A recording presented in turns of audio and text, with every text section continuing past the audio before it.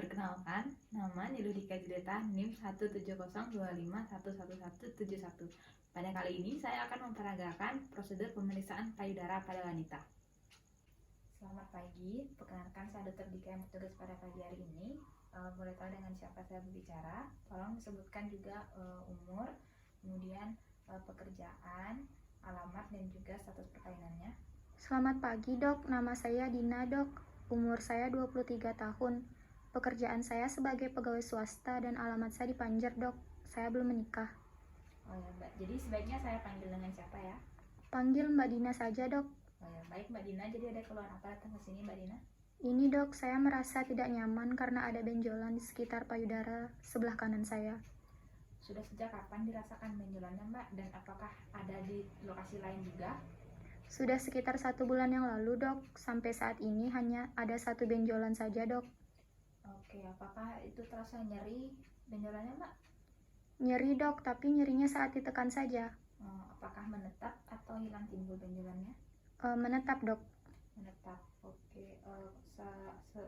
Selain itu, untuk siklus menstruasinya apakah lancar? Lancar dok, terakhir menstruasi saya 4 hari yang lalu. 4 hari yang lalu ya. Untuk keluarganya sebelumnya apakah ada yang mengalami hal yang sama? Ada dok, ibu saya dulu pernah mengalami hal yang sama dan didiagnosis dengan kanker payudara. Untuk keluhan lain, pada putingnya itu mengeluarkan cairan dok, tapi bukan ASI. Oh begitu ya. Oke baik, karena Mbak terakhir menstruasi 4 hari yang lalu ya. Jadi perlu saya informasikan dulu. Jadi dari yang Mbak sampaikan ini, saya perlu melakukan pemeriksaan fisik payudara pada area mulai dari payudara dan juga area aksila atau area ketiaknya untuk membantu menegakkan diagnosis. Nah, untuk pemeriksaan ini sebaiknya dilakukan 2-7 hari setelah menstruasi. Jadi kebetulan karena Mbak Dina sudah 4 hari yang lalu terakhir menstruasi, jadi hari ini bisa langsung dilakukan pemeriksaannya. Pada pemeriksaannya ini nantinya Mbak akan saya minta untuk membuka pakaiannya, pakaian atasnya, sehingga area payudaranya terekspos. Namun Mbak tidak perlu khawatir karena nanti saya akan meminta bantuan perawat untuk mendampingi, dan juga nanti privasinya akan saya jaga. Untuk pemeriksaan sendiri itu meliputi dari inspeksi, yaitu dengan melihat, kemudian nanti juga saya perlu meraba pada area payudara dan ketiaknya. Apakah Mbak bersedia? Iya, bersedia dok. Oke Mbak, karena Mbak sudah bersedia, silakan Mbak melepaskan pakaiannya dulu, kemudian duduk di bed. Saya akan mencuci tangan menggunakan alat pelindung diri terlebih dahulu. Jadi saya sudah mencuci tangan dan sudah menggunakan handscoon dan juga menggunakan masker sebagai perlindungan diri. Tirai juga sudah saya tutup untuk menjaga privasi Mbak, dan juga sudah ada perawat. Jadi pertama yang akan saya lakukan adalah melakukan inspeksi atau melihat. Jadi posisi pasien adalah berdiri tegak atau duduk dengan badannya yang tegak, dan sudah memastikan bahwa bagian dadanya sudah terekspos. Jadi pada inspeksi ini saya akan melihat dengan posisi tangannya santai, kedua tangan di sisi badan, akan melihat bagaimana bentuk dari kedua payudara, menentukan kesimetrisannya, apakah pada kulitnya terdapat kemerahan atau tidak, dan juga pada puting susunya apakah terdapat kelainan atau tidak. Kemudian setelah itu saya akan melanjutkan inspeksi dengan posisi kedua tangannya diangkat. Jadi Mbak tolong angkat kedua tangannya ke atas melewati kepala. Nah, dari inspeksi kedua tangan yang diangkat ini, saya akan melihat pergerakan payudaranya lebih jelas lagi. Kemudian melihat apakah pergerakan kedua payudara itu terjadi bersamaan atau tidak. Kemudian melihat bentuk payudaranya normalnya simetris atau tidak. Kemudian menentukan besarnya payudara, apakah payudara yang sebelah kanan lebih besar atau tidak daripada payudara sebelah kiri maupun sebaliknya. Kemudian melihat apakah ada kelainan pada kulit, apakah ada lekukan maupun tarikan, kemudian apakah ada benjolan, melihat perubahan warna puting dan membandingkan antara kiri dan kanan, kemudian menentukan apakah ada lesi atau luka. Apabila ada discharge, bisa dilihat apakah discharge-nya itu kekentalannya seperti apa. Kemudian melihat apakah ada retraksi kulit, apakah ada edema, eritema maupun bekas luka. Selanjutnya yaitu meminta pasien untuk melakukan posisi dengan meletakkan tangannya di panggul seperti berkaca pinggang. Tujuannya adalah untuk membuat otot pektoralisnya lebih tegang. Nah, pada posisi itu saya akan melihat apakah pergerakan payudaranya terjadi bersamaan atau tidak, kemudian melihat bentuk payudaranya, melihat besarnya payudara, serta melihat apakah ada kelainan lain seperti yang saya perhatikan pada pemeriksaan sebelumnya. Pada kasus ini, dari hasil inspeksinya, saya menemukan bahwa tampak ada benjolan di pinggir puting susu sebelah kanan dan areola mamanya, serta sekitarnya tampak kemerahan. Untuk ukuran payudaranya simetris dan tampak normal. Untuk pemeriksaan inspeksinya telah selesai, kemudian dilanjutkan dengan pemeriksaan palpasi. Pemeriksaan palpasinya, posisinya yang pertama masih duduk tegak dengan tangannya yang santai, berada di kedua sisi badannya. Kemudian palpasi payudara dilakukan secara keseluruhan. Yang saya kali ini akan menggunakan metode sirkular, yaitu dengan palpasi dilakukan dari sisi yang sehat. Karena tadi keluhan sebelah kanan, maka saya lakukan dari sisi yang sebelah kiri dengan menggunakan jari kedua, ketiga, dan keempat, melakukan palpasinya secara sirkular dari arah dalam, kemudian keluar, dan masuk ke dalam lagi sampai ke puting susunya. Kemudian di puting susunya dilakukan penekanan untuk melihat apakah ada discharge atau tidak. Kemudian hal yang sama juga dilakukan pada payudara yang sebelah kanan yang sakit, sirkular dari dalam keluar, bentuknya melingkar seperti obat nyamuk sampai di puting susunya, kemudian tekan untuk menentukan ada discharge atau tidak. Kemudian selanjutnya saya akan menyangga payudara secara gentle dengan satu tangan dan tangan lainnya memeriksa secara mendatar. Dilakukan dari payudara yang sehat. Kemudian saya memberikan penekanan dan merasakan apakah ada benjolan pada sekitar payudaranya atau tidak. Hal yang sama juga saya lakukan pada payudara yang lainnya.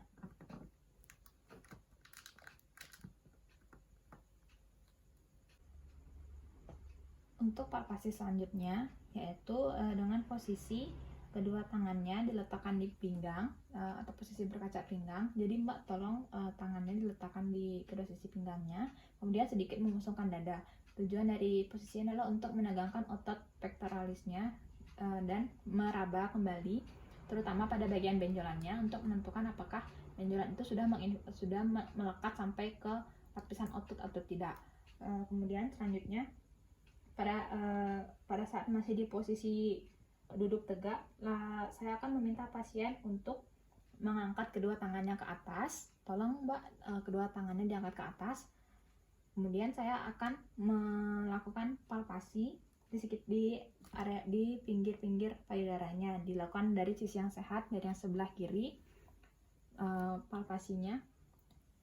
Untuk palpasi di sekitar aksilanya, tangan saya pada aksila yang sebelah kiri, tangan kanan saya akan menyangga tangan kiri pasiennya ini agar dia lebih rileks, dan saya akan mulai menyentuh pada bagian aksilanya dan meraba limfonodi di sekitarnya apakah terdapat pembesaran atau tidak. Kemudian dilakukan pada tangan yang sebelah kanan, yaitu tangan kiri saya menyangga tangan kanannya dan tangan kanan saya mulai meraba area aksilanya untuk menentukan apakah ada pembesaran limfonodi atau tidak. Selain pemeriksaan limfonodi pada area aksila, saya juga akan melakukan pembesaran limfonodi pada area supraklavikular. Pemeriksaan ini dilakukan dengan meraba area supraklavikularnya dan menentukan apakah terdapat benjolan atau tidak.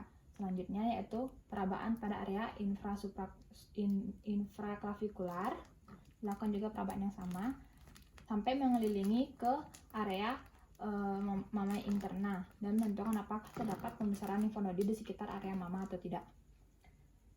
Selanjutnya itu jika terasa adanya benjolan, maka kita harus mencatat ukuran benjolan tersebut, bagaimana karakteristiknya, apakah lunak, padat, dan juga apakah terasa nyeri. Kemudian menentukan jumlahnya apakah single maupun multiple, dan juga menentukan apakah benjolannya itu mobile atau tidak, serta menentukan kelainan, apakah terdapat lecet, apakah terdapat infeksi atau tidak. Selanjutnya posisi yang terakhir adalah posisi berbaring. Jadi pasien akan saya minta untuk berbaring di atas bed.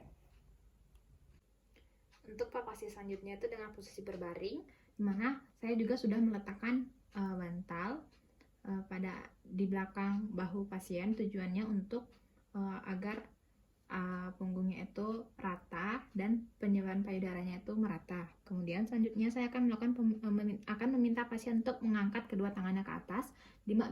Tolong diangkat kedua tangannya ke atas.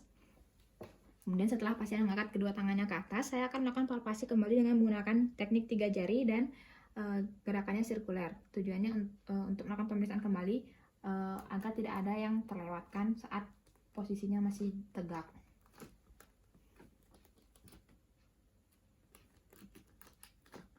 Pemeriksaan ini dilakukan pada kedua sisi payudaranya. Setelah itu pada payudara yang sakit tadi yang sebelah kanan terdapat benjolan.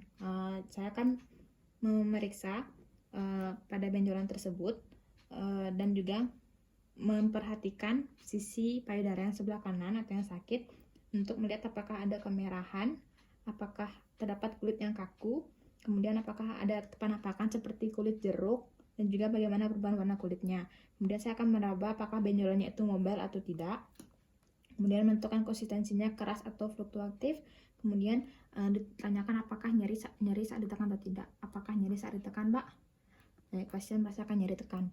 Kemudian karena tadi pasien menyatakan terdapat riwayat keluarnya nipple discharge, maka saya akan menekan areola mamae dengan jari telunjuk dan ditekan secara radial di sekitar puting payudaranya.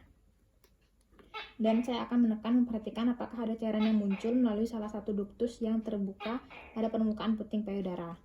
Pada kasus ini ditemukan adanya benjolan pada payudara kanan dekat aksila dengan konsistensinya padat, berbatas tegas, nyeri saat diraba dengan ukurannya kurang dari 5 cm, kemudian benjolannya itu mobile, dan terdapat discharge yang keluar dari puting susu saat ditekan. Tidak terdapat benjolan di daerah lainnya. Baik Mbak, jadi tadi pemeriksaan telah selesai saya lakukan, dan dari hasil pemeriksaannya tadi saya menemukan bahwa benar terdapat benjolan pada payudara kanannya Mbak di dekat area aksila. Benjolannya itu yang saya temukan dia ukurannya sekitar 3 cm, konsistensinya itu padat dan juga mobile. Kemudian dirasakan nyeri saat ditekan, dan juga benar bahwa keluar discharge atau cairan pada area putingnya ketika ditekan. Untuk payudara yang sebelah kiri dan juga area sekitarnya itu tidak terdapat kelainan, jadi masih normal. Nah, dari pemeriksaan itu saya mencurigai bahwa benjolan tersebut adalah merupakan suatu tumor. Namun untuk memastikan lagi jenis tumornya seperti apa, Mbak perlu melakukan pemeriksaan lebih lanjut. Oleh karena itu, saya akan memberikan surat rujukan kepada dokter spesialis onkologi sehingga Mbak bisa mendapatkan pemeriksaan dan juga penanganan yang lebih lanjut. Apakah ada pertanyaan? Ya baik, jika tidak ada pertanyaan Mbak, jadi ini saya berikan surat rujukannya, nanti Mbak bisa menuju ke sana. Baik, sekian Mbak, jika tidak ada pertanyaan, terima kasih. Sekian pemeriksaan fisik payudara pada wanita. Apabila terdapat kesalahan kata maupun kekurangan, mohon dimaklumi. Terima kasih.